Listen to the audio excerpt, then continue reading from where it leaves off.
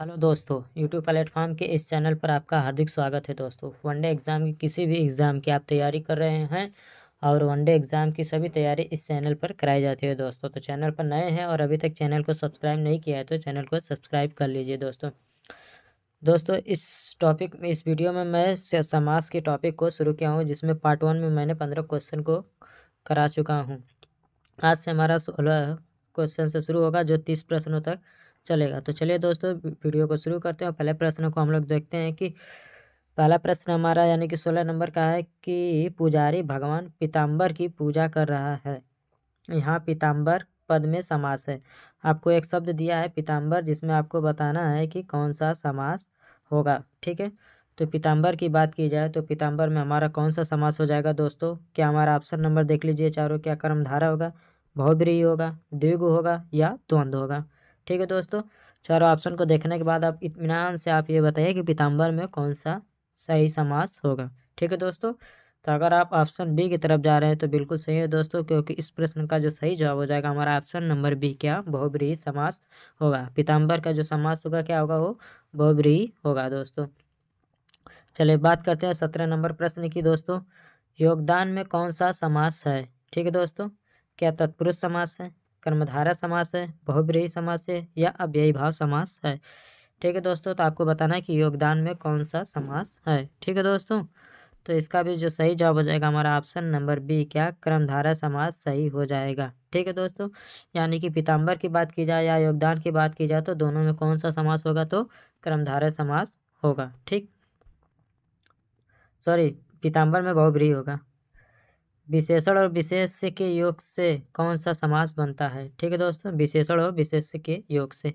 और इसको एक तरीके से और पूछ सकता है, उपमेय और उपमान के योग से। ठीक है, उपमेय और उपमान के योग से कौन सा समास बनता है दोस्तों? ठीक है, हमारा ऑप्शन है क्या द्विगु समास होगा, द्वंद्व समास होगा, कर्मधारय समास होगा या तत्पुरुष समास होगा। तो आपको बताना है कि विशेषण और विशेष्य के योग से कौन सा समास बनता है दोस्तों। ठीक है दोस्तों, चलिए, तो इसका जो सही जवाब हो जाएगा हमारा ऑप्शन नंबर सी, क्या कर्मधारय। कर्मधारय में विशेषण और विशेष्य से समास बनता है।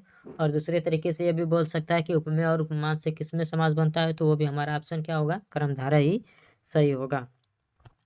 चलिए प्रश्न नंबर 19 देखते हैं। देव जो महान है यह किस समास का उदाहरण है? ठीक है दोस्तों, क्या कर्मधारय का है, बहुब्रीहि का है, तत्पुरुष समास का है या अव्ययी भाव समास का है? ठीक है दोस्तों, तो आपको बताना है कि जो देव जो महान है इसमें कौन सा समास होगा।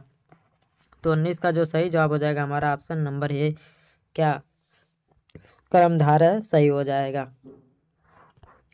चलिए प्रश्न नंबर 20 की तरफ हम लोग बढ़ते हैं। प्रश्न नंबर 20 कह रहा है कि हमें यथाशक्ति दान करना चाहिए। रेखांकित शब्द में कौन सा समास है? पहली बात तो रेखांकित देख लीजिए कौन सा है, तो यथाशक्ति में रेखांकित है।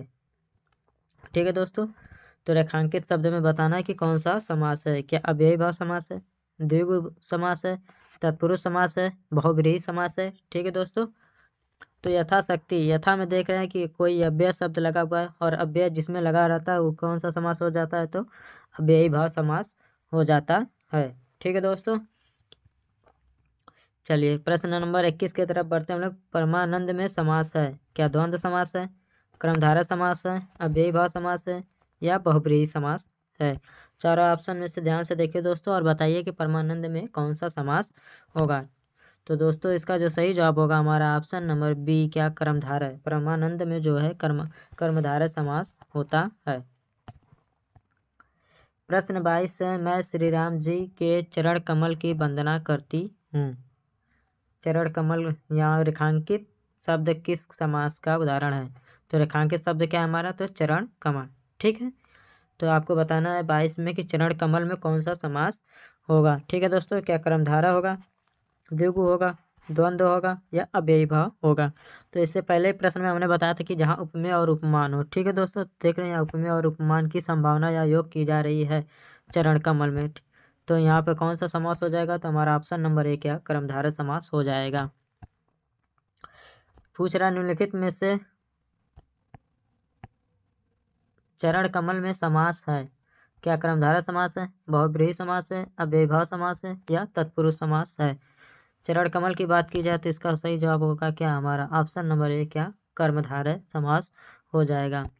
किस समास में दोनों पद प्रधान होते हैं? ठीक है, क्या बहुब्रीहि में होते हैं, तत्पुरुष समास में होते हैं, द्वंद्व समास में होते हैं या द्विगु समास में होते हैं? तो इसका जो सही जवाब हो जाएगा हमारा ऑप्शन नंबर सी, द्वंद्व समास में दोनों पद प्रधान होते हैं।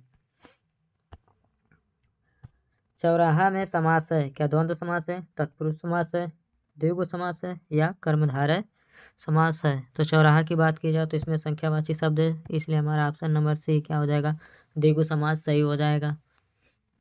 किस समास में प्रथम पद संख्यावाची तथा अंतिम पद संज्ञा हो? आपको बताना है कि किसमें संख्यावाची प्रथम पद होता है और अंतिम पद संज्ञा होता है। ठीक है दोस्तों, क्या द्वंद्व समास होता है, द्विगु समास होता है, तत्पुरुष समास होता है या अव्ययीभाव समास होता है?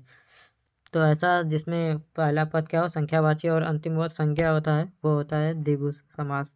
क्या होता है दोस्तों? तो द्विगु समास होता है। ठीक है दोस्तों, चलिए प्रश्न नंबर 28 की तरफ हम लोग देखते हैं। सप्तर्षि में समास है, आपको बताना है कि सप्तर्षि में समास कौन सा है? क्या कर्मधारय समास है, तत्पुरुष समास है, द्वंद्व समास है या द्विगु समास है? ठीक है दोस्तों, तो आपको बताना है कि सप्तर्षि में कौन सा समास होगा। तो यहाँ पर भी देखिए कि पहले क्या आ रहा है, तो संख्यावाची शब्द आ रहा है और संख्यावाची शब्द आते हैं हमारा कौन सा ऑप्शन हो जाएगा, द्विगु समास हो जाएगा। दोस्तों पूछ रहा है यथा रुचि में समास है, क्या तत्पुरुष समास है, अव्ययीभाव समास है, बहुब्रीहि समास है या द्वंद्व समास है? तो यथा शब्द में देखिए, यथा रुचि में देखिए यहाँ पर यथा शब्द लगा हुआ है। ठीक है दोस्तों, तो यथा क्या है हमारा अव्यय है और जिसमें अव्यय लगा रहता है वो हमारा कौन सा समास हो जाता है, तो अव्ययीभाव समास हो जाता है दोस्तों। ठीक है, चलिए प्रश्न नंबर 30 देख लेते हैं हम लोग। निम्नलिखित में से एक में कर्मधारय समास है। लड़का भूख से अधमरा हो गया था, तुम्हें अपना भला बुरा स्वयं सोचना चाहिए। विवाह संबंध में ऊंच नीच देखना पड़ता है, उठो दिया बत्ती का समय हो गया। ठीक है दोस्तों, तो कर्मधारय समास बताना है। तो इसमें जो पहला वाला ऑप्शन हो जाएगा क्या, ये लड़का भूख से अधमरा हो गया था, यानी कि अधमरा जो शब्द है इसमें कौन सा समास हो जाएगा, तो कर्मधारय समास हो जाएगा। तो चलिए दोस्तों, वीडियो पसंद आई हो तो दोस्तों में अपने शेयर ज़रूर कीजिएगा और चैनल को अभी तक सब्सक्राइब नहीं किए तो चैनल को सब्सक्राइब ज़रूर कर लीजिएगा। धन्यवाद।